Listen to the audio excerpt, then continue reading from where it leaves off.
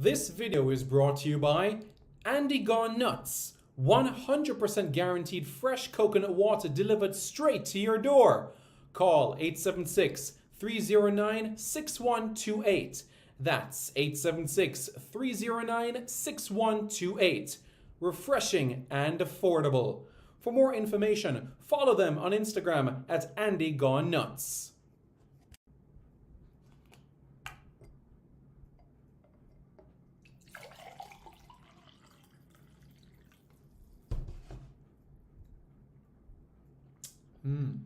Truly refreshing. And Crumble by Mrs. C. Old English fudge and other delectable sweet treats. Call or WhatsApp 876-586-0471. That's 876-586-0471. This video is brought to you by Starboy's Juices. Infusing fruits with sea moss in Philadelphia and New Jersey. Refreshing and nutritious. Call Starboys at 1-267-904-3454. That's 1-267-904-3454. Hi everybody, I'm Darren Moore and you're watching Reggae Boys Commentary. Good morning, everybody. Yeah, it's still morning. It's quite overcast on the island right now, so it sort of gives the impression of like an afternoon or an early evening right now. So I had to check outside to see, the conditions, and also at the clock as well to see the time as well.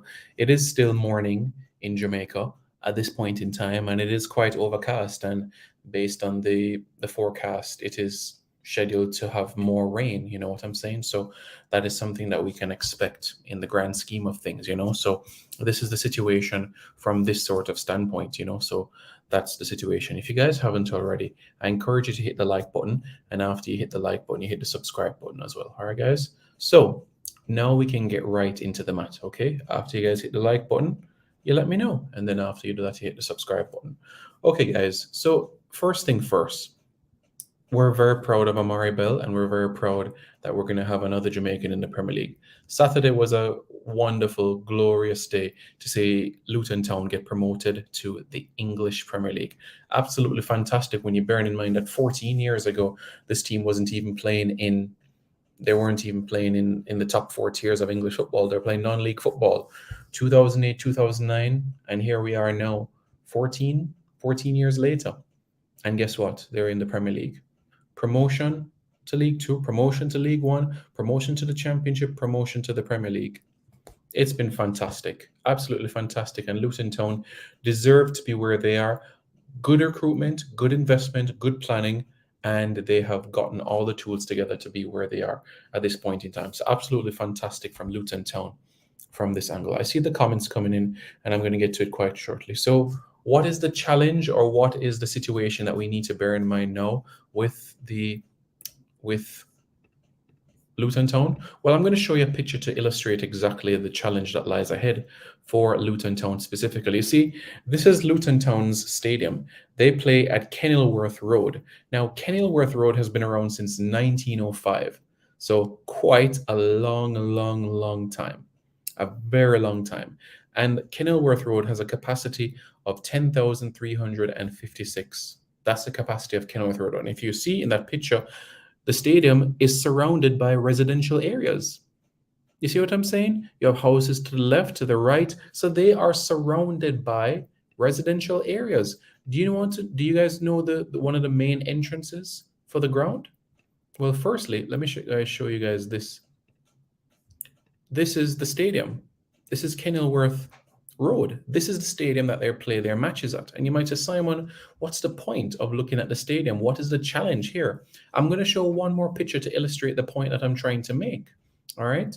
And I'm going to do that right now. So in 3, 2, 1, and you should see it right now. This is the entrance to Kenilworth Road. These are residential areas, and fans who are supporters of Luton Town have to go through residential areas to get into the ground. You see what I'm saying? Now, there are some challenges for Luton Town. Firstly, their stadium currently does not meet Premier League standards. That's the current challenge right now. They need to expand their media center end. They need to expand their in relation to the seats that they have, because a lot of those seats have been around for decades and decades and decades. So there's reinforcements that need to be changed by virtue of what has been happening right now. So it really, really is a tough situation for Luton Town right now, as what you see is happening right now is that there are upgrades that are being taken place. You know what I'm saying? There's work, and Kenilworth Road's owners, specifically speaking, the owners of this football club, and that is the David Wilkinson, who is the chairman. He has to spend £10 million.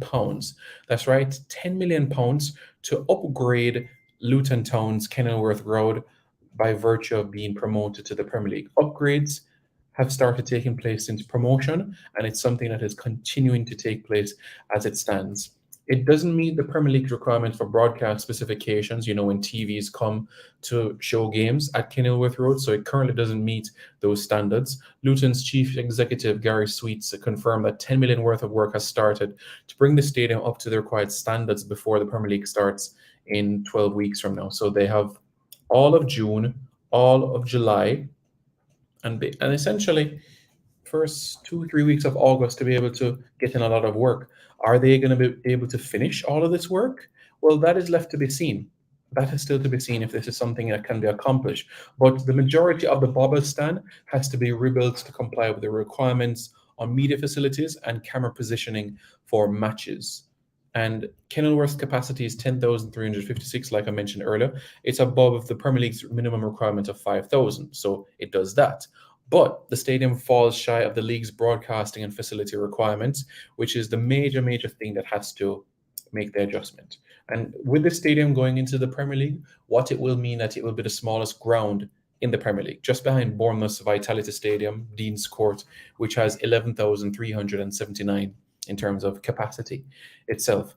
The football ground, Kenilworth Road, has not done any upgrades or development since 2005 thereabouts, and they've started the work and to be efficient as possible, as the best of their abilities. The funny thing is that Luton Town is already making work done on a new stadium that they hope to have for the 2026-2027 season, and this would be a 17,000 stadium. So I know what many people are wondering in the comments, right? I know many people are wondering, Simon, what if the work is not completed by that time? What will happen to Amari'i? What will happen to Luton Town if the work at Kenilworth Road is not completed? Well, the reality of the situation is that if the work is not completed, then Luton may be asked to ground share. And you might say, okay, if they're sharing a ground, who would it be with? Based on where Luton Town, there's two options. There's MK Dons, which is not too far from where they are, or Watford.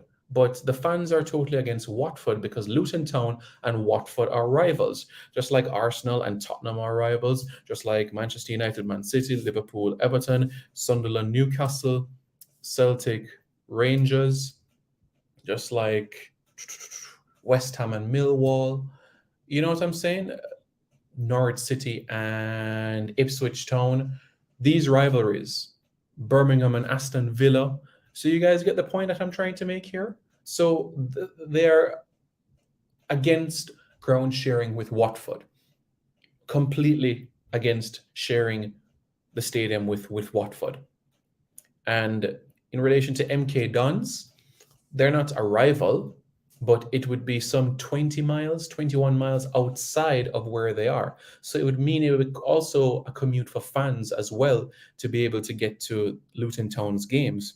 So that is why work has been expedited to start immediately, and work has been taking place throughout the night to ensure that the stadium is up to quality. Because remember, when Luton Town are going to be in the Premier League, it's going to be lights, camera, action. It's going to mean that they're going to be under the microscope. It's going to mean a lot of attention, and it's going to mean a lot more things. The seats will have to make some adjustments as well. So these are the things that we have to bear in mind for Luton and Amari'i for the situation in particular, because Luton Town, one of the smallest grounds within the country, especially within the top 4 divisions of England, and now they have to look at a situation where they have to have these improvements before the start of next season. And if all of them are not started before the next season, then you have to go to a venue which has all of these facilities in place. And the two closest ones, the rivals, Watford, or you go to Milton Keynes Dons.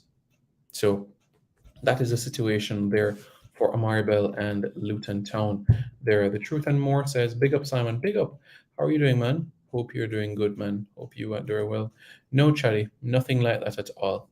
Everton Edwards says, "Amen, Simon. Blessings always. Lover of summer." Good afternoon to you when the afternoon comes. Really looking forward to it. The truth and more. I answered that question in yesterday's live. That in relation to the friendlies, that will come in early June, and we're still in the month of May. So in early June, all of that information will be revealed. Kevin Williams says, "Up, Simon." Echo Reek says, "Them go have to extend the living room." It's funny, but look, this is one of the entrances. A person has to go inside somebody's house, go outside, and be able to get to the stadium. This is just one entrance to get into the Kellingsworth Road Stadium itself. You know what I'm saying? But work is being done, and I can show you a photo to give a bit more clarity on things as well, to show you the magnitude of the work that needs to be done. This is also another entrance to the ground as well. You have homes to the left and right, and you're trying to get to the stadium, So this is something that is taking place, which is good, which is absolutely fantastic, So we're very delighted, extremely delighted for this, So very delighted about this, So, mhm. And also, which was fantastic today, is that the newspaper article Luton Today also did an article on Amari'i, which is very nice, and sharing about how he always had belief that Luton Town could get promoted this season. So we love that confidence from Amari'i, and long may that continue as well. How can it be extended? What do you mean, how can it be extended? Are you referring particularly to the stadium itself or the media center? Well, it's going to mean having to break through some of the stands to be able to have a proper media center. That's going to need to happen. You know what I'm saying? Well, Ecoreeks, as I mentioned earlier, it's going to cost roughly £10 million. That is the estimate that is given, £10 million, okay? £10 million. So that is what is happening, all right? So that's what we can make mention about, £10 million, okay? £10 million.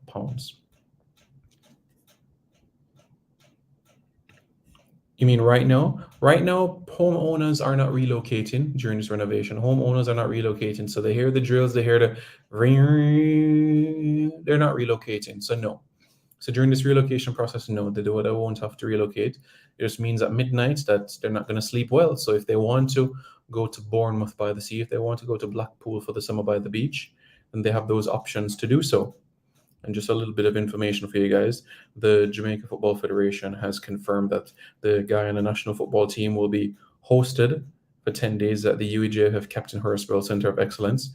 The team who are in the final preparations of the Gold Cup arrived in Jamaica on May 26 and will break camp on June 5. So Mr. Ricketts, president of the Jamaica Football Federation, said, "We're very happy to work with our regional counterparts, and we all have the same groove of improving the standard of our game and progressing on the international stage. Welcome not only the international sporting teams like Guyana, but also other groups locally or internationally at our facility. We provide whatever is necessary to ensure that each team or group can concentrate on the main objective. We sincerely hope that Guyana will do well in the Gold Cup, and they'll be the first of many to be hosted at our center. Guyana will play Grenada in the preliminaries of the qualifiers." So that's the situation there, So yeah. So that's some information there, so you guys can be aware about. I'm not sure if it's going to be from Luton Town's kitty or if it will mean that the Premier League will be giving them the 10 million to upgrade. But of course, being promoted to the Premier League, they'll of course get a huge chunk of money. So they might use the portion of what the Premier League has given them for being promoted to the Premier League to be able to use to make the necessary upgrades that are being made. But as I said, remember, Luton Town will be moving to a new stadium 26-27, and that's another 3 seasons from now.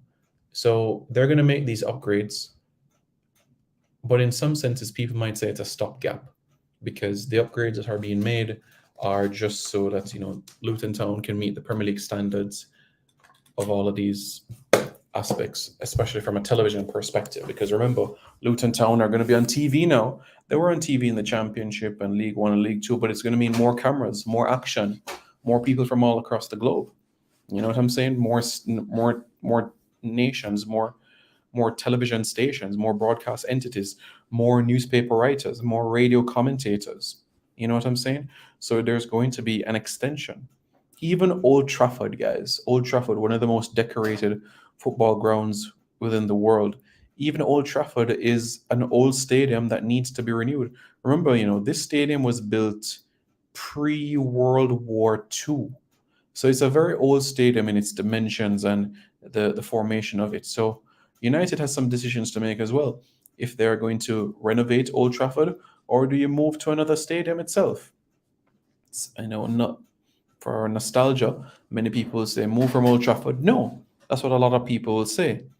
But Old Trafford is an old stadium as well and needs its developments as well. So Amari'i, I don't know the answers to the questions that you gave. Okay, but this is the situation. Okay, guys. So we look ahead to what lies ahead. Big games, big matches on the horizon. All right. And in relation to Luton Town, you guys know already Amari'i Bell.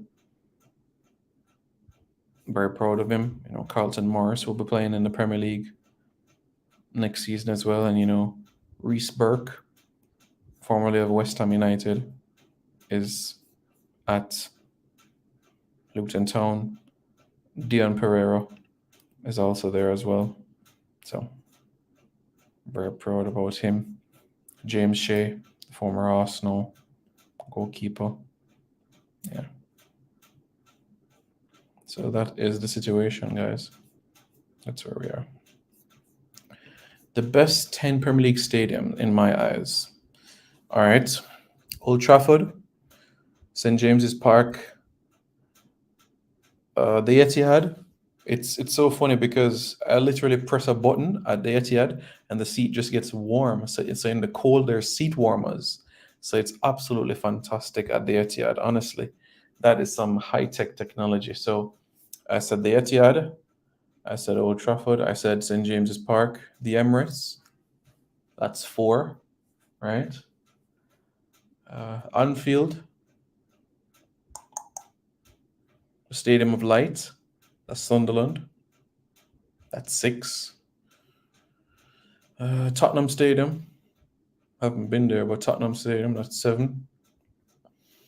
The London Stadium, 8. I know from a football perspective, many people would say that it's a athletic stadium, but it's a wonderfully built stadium. That's 8.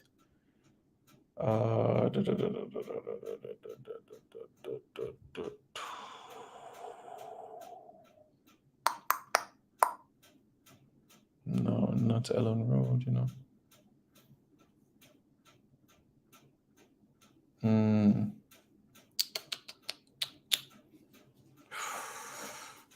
No, I'm not going to say Goodison Park.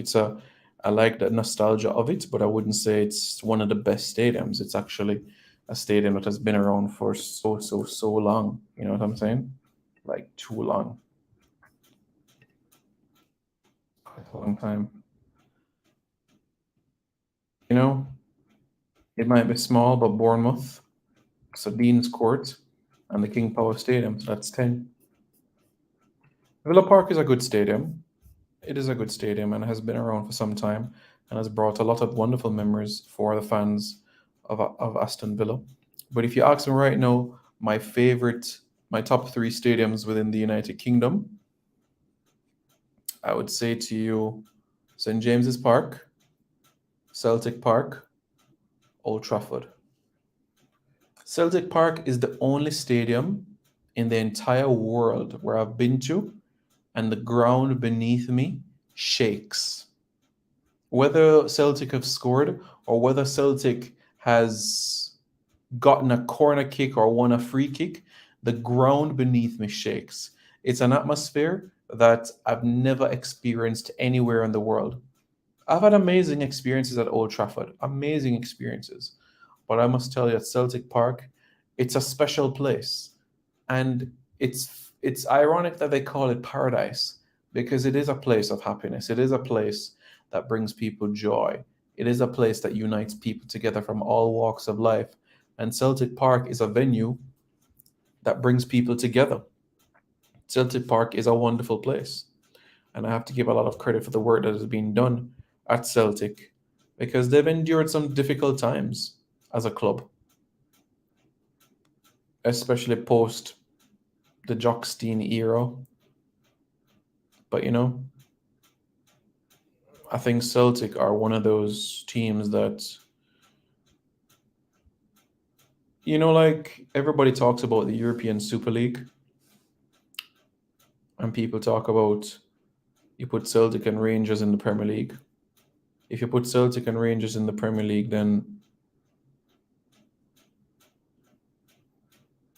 I think they could become top 6 teams. Simon, why is it that Wembley always hosts the big games and finals? You're talking like FA Cup and League Cup and stuff. It's the tradition of the to have the final at that venue, and it's tradition in other leagues as well, where the final of a cup competition is at the national stadium of a country. Biggs G, how are you doing, man? I hope you're doing well. As I made mention in previous videos, CONCACAF on June 1, and as CONCACAF has made it public as well, CONCACAF on June 1 will be making announcements in relation to the 60-player provisional roster. In relation to the final 23, CONCACAF will make those revelations some 24 to 48 hours before the opening game of the tournament. Chelsea's new manager, Pochettino. Sometimes I wonder, Echo Reeks, what would have happened if Ole Gunnar Solskjaer did not have that amazing spell at Manchester United when he just came and Pochettino came in? Sometimes I wonder what would have happened. Would Pochettino still be in the hot seat right now? Is Pochettino the right man for Manchester United? I mean, we saw his worth at Espanyol, Southampton, Tottenham, right? We saw his worth there. He didn't have a job for 2 years and he went to PSG. And I'm sure the job at PSG was quite simple. He was not hired to go and just win the Liga. But he did win Liga, he did win the French Cup, and he did win the League Champion, Trophy des Champions in 2020. So he has some silverware under his belt as a manager. Right? Now coming into Chelsea, coming back to the Premier League, it's a fresh challenge. I'm surprised that he's gone to Chelsea because Tottenham, London club, Chelsea, London club. I'm quite surprised that he did that, but at the end of the day, I'm sure he will look at it as an opportunity for himself to be able to compete, an opportunity for him to show to people that he is still capable of being a top manager that competes for trophies and silverwares and everything of that nature. And with no European football on his plate, I think he can be able to mold the team how he wants to. He's going to have more time. So when you have the Uniteds, the Arsenals, the Cities, the Newcastles in the Champions League, he's going to have that additional 3, 4, 5 days to be able to plan the pieces of the puzzle that he wants with his individuals.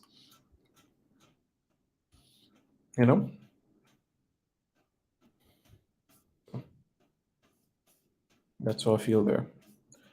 Pochettino went to the semi-finals of the Champions League in the 2021 season. It took on Man City. It was a tough one, And then Last season, remember, in the Champions League, they were eliminated in the round of 16 to Real Madrid. You know, tough one. But now, no European football. Go out there, express yourself. See where it takes you. You know. So that's what a lot of people will be saying. So that is the situation. You know. That is where we are. Respect. Ekarik says, next EPL gonna be exciting. Kevin Williams, the friendlies are on June 15 and June 19. June 15 will be against Qatar, and June 19 will be against Jordan. Next EPL season gonna be exciting. The top 6 will be unpredictable. Well, if you look at the Premier League for next season, right? If you match out the teams, right, that will be playing top flight football next year, it's a nice, you could say, mixture, balance of teams. And I'll explain why as well. I'll explain why I said that. I'm happy to say that I was able to go and see Eric Ten Hag play. I'm very happy to say that I watched Manchester United under the Eric Ten Hag era, under the Ole era as well. Yeah, it was great to be back. Honestly, I enjoyed it. So you look at the teams that are playing Premier League next season: Arsenal, Aston Villa, Bournemouth, Brentford, Brighton and Hove Albion, Burnley, Chelsea, Crystal Palace, Everton, Fulham, Liverpool, Luton Town, Manchester City, Man United, Newcastle, Nottingham Forest, Sheffield United, Spurs, West Ham, Wolverhampton Wanderers. Those teams will be playing Premier League football next season. All right? So when you look at the clubs that are involved, right? You have 7 teams from London: Tottenham, Arsenal, Brentford, Fulham, Chelsea, Crystal Palace, and West Ham United. So that's 7 London teams. 2 teams from the south: Brighton and Hove Albion and Bournemouth. Those are the teams from the south. In the Midlands now, specifically West Midlands, there's Wolverhampton Wanderers and Aston Villa. In the East Midlands, Nottingham Forest. In South Yorkshire, Sheffield United. In Greater Manchester, or formerly when this era was Lancashire, well, Man City, Man United. In Merseyside, Everton and Liverpool. In Lancashire, Burnley and Newcastle, all the way in the north. No Sunderland, no Middlesbrough yet, but once upon a time there were 3 northeast clubs within the Premier League. Newcastle called themselves King of the North. Quite a connotation to say, King of the North. So I answered that. No, I wouldn't rank Stamford Bridge in the top 10 best stadiums. No, I wouldn't put them top 10. Top 12, top 15, yeah, but I wouldn't put it top 10. No. Not at all.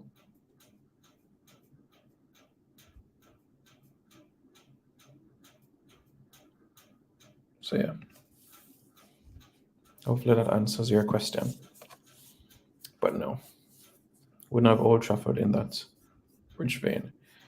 And I know people are talking about the capacities of stadiums. Let me show you that information. Capacities of Premier League stadiums. See that? Okay, so Arsenal 60,000, Aston Villa 42, Bournemouth 11,000, Brentford 17, Brighton and Hove Albion 31, Burnley 21, Chelsea 40,000, Crystal Palace 25, Everton 39, Fulham 22, Liverpool 53. Luton Town 10,000. Upgrades being made to Luton Town. Manchester, the Etihad 53,000. Old Trafford 74,000. Well, can see it more than that. Newcastle United 52,000. Nottingham Forest 30,000. Sheffield United 32,000. Tottenham Hotspur 62,000. Same for West Ham and Wolverhampton Wanderers 31,000. And St James's Park for me is one of those venues that when you look at it, you have to say to yourself, wow, this is some venue. The design of it, the atmosphere. Yeah, Newcastle United is a special place. There should be another one. There we go. You look at it and you just have to say, wow. Let me see if I can give an explanation.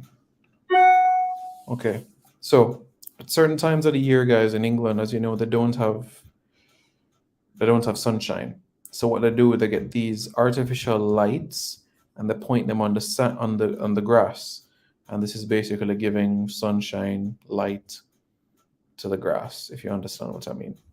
So in regions and places where there's not a lot of sunlight, yeah, that's what's done. It's not like Jamaica where you have sun 300 days for the year. So that's what you can bear in mind there from that sort of perspective. Well, Leicester City, Leeds United, and Southampton, they're the teams that are relegated to the Championship.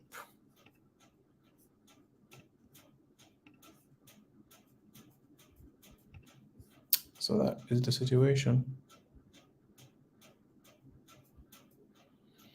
All right, guys, thank you very much for tuning in. I'm grateful for your support. Thank you very much for all the support. I appreciate it. If you guys haven't already, I encourage you to hit the like button. And after you hit the like button, you hit the subscribe button to Reggae Boys Commentary. All right, guys? I'd really appreciate it. Okay? Hit the like button. And after you hit the like button, you hit the subscribe button. All right, guys. Speak soon. This video is brought to you by Andy Gone Nuts. 100% guaranteed fresh coconut water delivered straight to your door. Call 876-309-6128. That's 876-309-6128. Refreshing and affordable. For more information, follow them on Instagram at Andy Gone Nuts.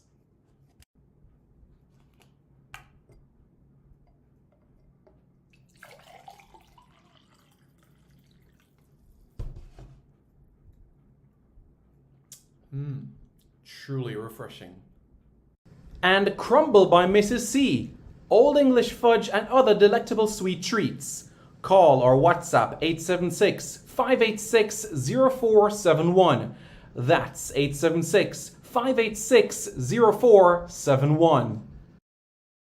This video is brought to you by Starboys Juices. Infusing fruits with sea moss in Philadelphia and New Jersey. Refreshing and nutritious. Call Starboys at 1-267-904-3454. That's 1-267-904-3454. Hey guys, thank you so much for taking your time out to watch this video in particular. But let me give you an update on a channel called Sport City. Yes, Sport City. It is a channel dedicated to everything related to Jamaican sports. Football, cricket, athletics, netball, rugby league, rugby union, tennis, lacrosse, swimming, you name it, we got it on Sport City. And what is the channel designed to do? It is designed to highlight Jamaican talents across all of those sporting disciplines. If you're a Jamaican and you're playing that sport, then we got you covered on Sport City. So it's quite simple, guys. Hit the subscribe button to Sport City right now.